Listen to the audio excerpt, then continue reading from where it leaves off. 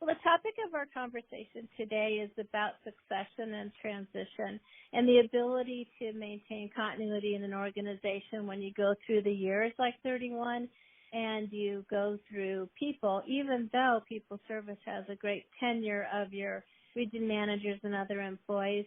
And I just kind of want to start with you, Al, by saying, what do you think the secret sauce is about PeopleService and being able to keep so many people engaged and knowledgeable and in the game and in your company all this time?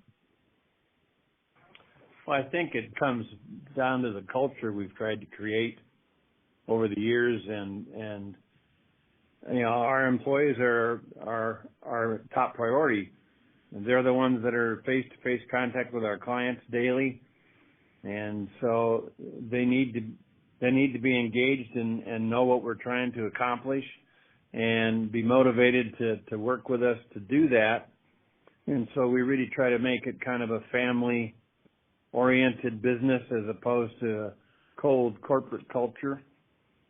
And I think that with competitive pay and benefits over the years has, and giving people the opportunity to do what they want to do and what they are good at and can focus on that and not be distracted by a lot of other things, has just created a place where I'm not going to say 100% of our employees are, but it's probably the 80-20 rule. 80% of them are really committed to what we are doing and to our approach to doing it. You have a couple people on staff that have been with you for more than 20, 25 years. Isn't that right? Yes, we have some. I think the oldest one started with us in 93, so that'd be 25 years. He's been in the industry even longer. We have several that are over 20. So, yeah, we've got in our region manager corps a real seasoned group, and even in our office staff here, many of them started when we bought the company in 1997 from the previous owner and have been with us from the beginning.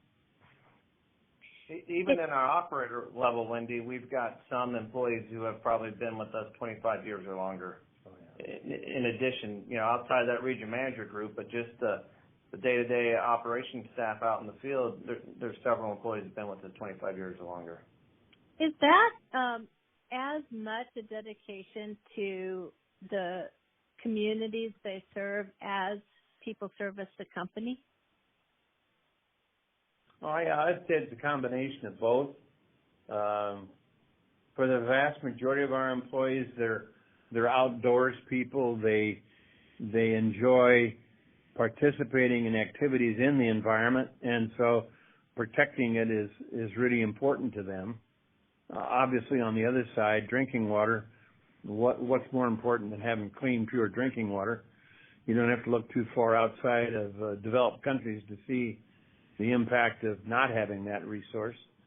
And so, yeah, they're very interested on a personal level, and then add to that the fact that they live in these communities that we serve, and so they're also doing the same thing for their neighbors and maybe their relatives. Who knows? It's a fun activity for them as well as a very rewarding one. I know that training and safety and working with people to get their licenses is an important initiative to you for PeopleService. Would you talk more to that, Chad, about that impetus and making that a priority? Well, as a company that's delivering service to our clients, we can't deliver that service without highly trained and motivated and employees who are allowed to come to a place and feel safe on a day-to-day basis. And, you know, nothing is more, it can be a very dangerous industry that we operate in, and nothing's more important than seeing our employees come to work and going home the same physical condition with 10 fingers, 10 toes, and not injured on a day-to-day basis than that. And so, you know, we sponsor our own annual OSHA safety training class. You know, outside of that, from a safety standpoint, we We encourage and host quarterly safety meetings, as well as have, safety coordinators in various spots of the company. So, that's a high priority for us. Just the continual education and knowledge growth of our employees is important. So, we pay for and put them up in hotels and feed them meals if necessary for them to go seek and get the training they need to not only keep and hold the licenses they have and possess, but to be able to increase and obtain higher licensing if possible for them. So, they can continue to grow in the industry and continue to learn and chart a career path if they're motivated to. Again, we sponsor and pay for that and pay for the licensing. It's their license at the end of the day, but it doesn't cost them anything for it. So, we believe in the continual training and, I think that's one of the differences between us and the other large employer, obviously, in this industry are municipalities that hire their own staff. But, in every state there's multiple levels of licensure. A municipality isn't going to encourage or pay to have somebody get a license at a level higher than what their own facility requires. We, on the other hand, want to encourage and push our people to get as high a license as they can, because the better their knowledge base is, they feel better about themselves. As facilities get upgraded and maybe require a higher license, they're already prepared and ready for that. It gives them opportunity, if they choose to move around in our company to different facilities that might require higher licensing. And as we talked about earlier, our region managers are long serviced and have a lot of experience, and it also sets them up to be candidates for that down the road. I've had occasion to sit with your region managers several times, and there's this brotherly camaraderie, and I use the term brother, and that there's a lot of ribbing going on, but there's absolutely a closeness. And I imagine that the sharing of knowledge is really key to how you've maintained a culture across your operations in several Midwest states. Is that right? Well, that part of the culture has enabled us to, sustain the coming and goings of individuals within our organization from time to time, and continue to be successful in what we do. The group of region managers, as we've alluded to before, we're a large corporate family, not large. We think we're small. So, everyone kind of sees each other as their brother or sister in this organization, and that group has been together, and most of those employees, again, are long tenured, and so it is like sitting next to your brother, and the good nature ribbing that goes on from that, so we enjoy our time together, we have fun with it, but, we also are focused on the company and continuing to push it into the future and be ready for what's next and deal with what we have today and continue the success and succession of this company into the future. So, that group is key to that, and not only that group, but even our operators, Wendy, because, we could take some different approaches to like safety training or even, operational kind of training, but we choose to bring them together in one spot, pay for the transportation, pay for the hotel rooms and meals, so that they get to spend time together with other operators. And it's just part of encouraging that whole family atmosphere that, you're working with friends and people that you know and respect and trust because you do know them. The employees probably haven't met all the other employees in the company, but they've met a good deal of them because every year the people that attend their particular training session are going to change from year to year. So they get a chance to meet and learn from new people all the time. But, as I said, we could take different approaches, but we choose to spend the money and bring them in that way to kind of promote that family atmosphere. And that opportunity to get together for our operators in one location periodically throughout the year, it enables them to develop a network of peers just within this company that are all, trying to do the same thing with the same culture every day. So, they can develop a network of resources available to them at any point in time, available at their fingertips via a phone call to help them through any situations that maybe they haven't seen or haven't dealt with or, just don't understand. What attributes does a person usually possess that helps you understand they're going to be good for your culture, like in hiring or those that you know now that are on staff? What are their key attributes that you really appreciate in a Paul Christensen and a Dennis and George? I mean, name names. They're all there. What they have in common that tells you they're really great for the organization and your clients? Most of these people have come from I would say, a mechanical background. So they have an aptitude for the mechanics of the plants that we run. Most of them are comfortable working in a team environment although when you look at most of our operators, they're pretty much on their own most days because we run quite a few small facilities where maybe there's one or two people there, but it's not a large cast, and so they're in a way on their own, but they know they're part of a larger team that they can call on, that they know and have met, and they know they have the support of the region managers and anybody else that's in the organization. So that aptitude is certainly one. I think a love of the environment and respect for the environment, not just to use it, but to protect it and preserve it for our kids and their kids. And that they are usually outdoors type people for the most part. They enjoy activities in that environment. So again, preserving it and protecting it's important to them. And obviously on the drinking water side, they live in those communities that where they operate, excuse me. And so having a safe source of drinking water for them, their families, their relatives and friends is again important to them, and that's their focus.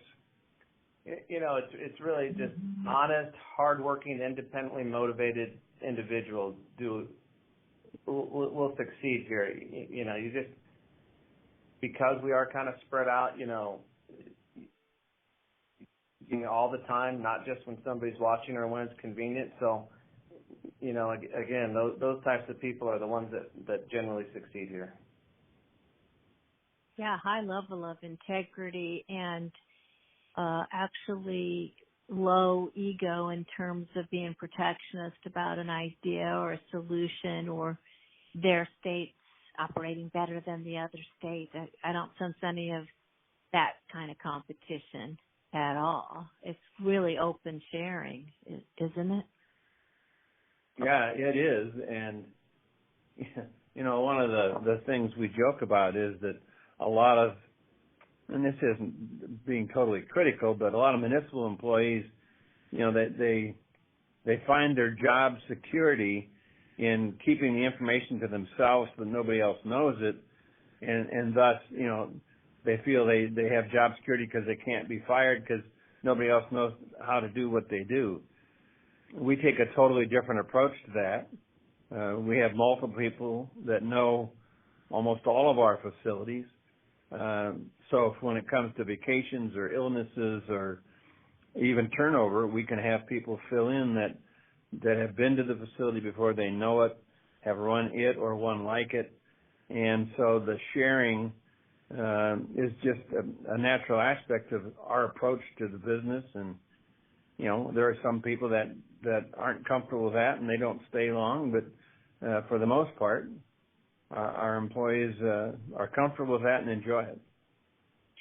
You and you too, and I know Mike Adair, others from the Omaha headquarters, you are on the road quite often visiting plants and getting to know your folks in the field. Is that right? Yeah.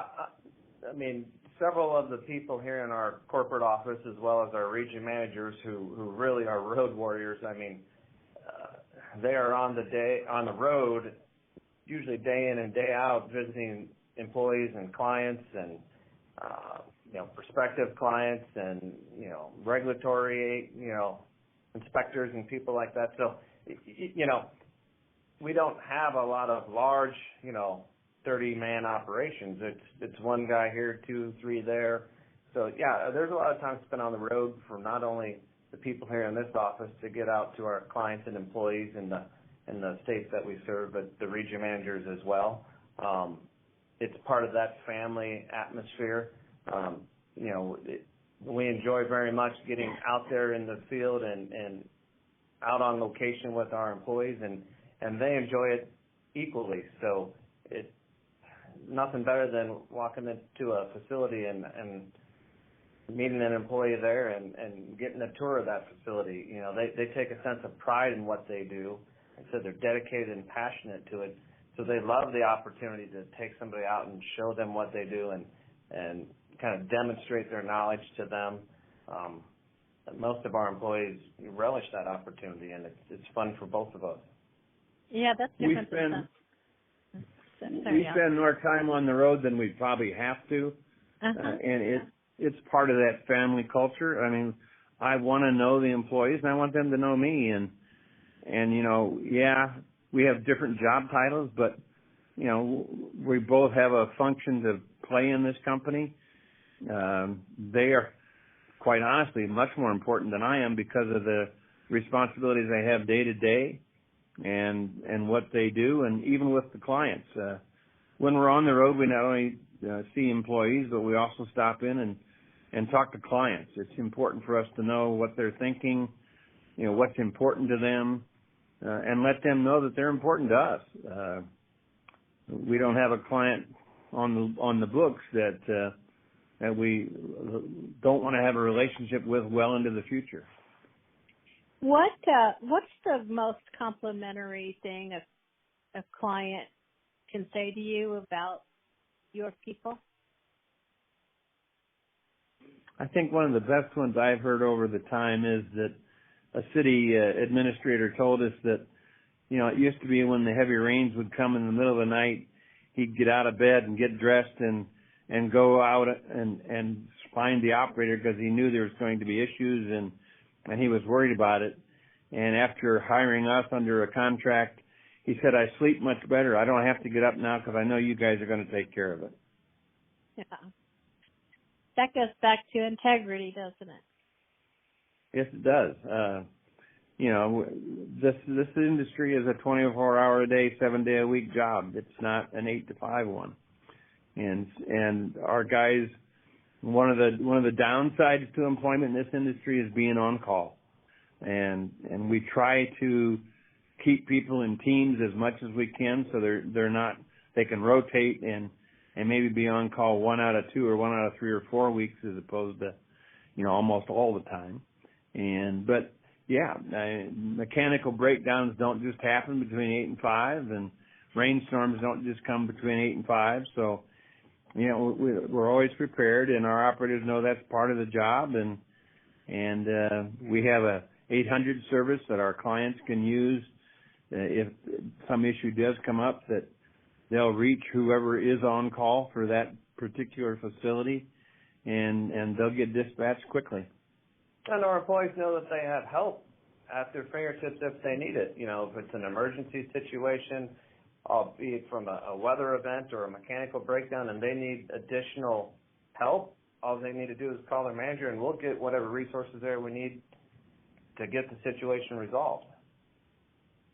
Years ago, we had a water tower end up with some bacteria in it in northern Minnesota, and we had people from as far away as Ackley, Iowa, and Waterloo, Iowa up there helping the people in that part of Minnesota do an entire system flush to get the bacteria out and the chlorine into the system to kill that bacteria. So we bring resources from wherever they are and wherever they're needed and put them on the job.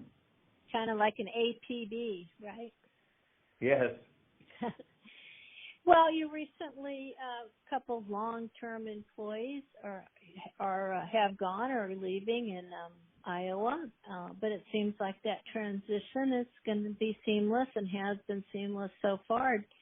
And that seems to be because of what we're saying, this depth of knowledge and this bench strength. And so those clients aren't going to realize much of a difference at all, are they? We certainly hope not.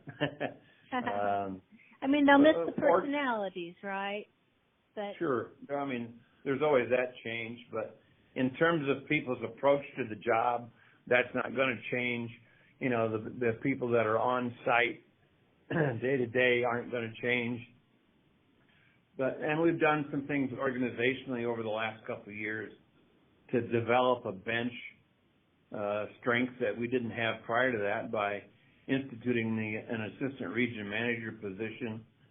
We now have 2 of them, so we basically have 2 people in training to be region managers, you know, better training than just observation or watching from a distance. They're actually involved with client relationships and employee personnel matters and budgeting and all the other things that go with being a region manager, and getting a taste of windshield time, which is a requirement in that position. So with that approach, you know, we're going to be even better prepared in the future to transition from a region manager that retires or decides to leave more seamlessly.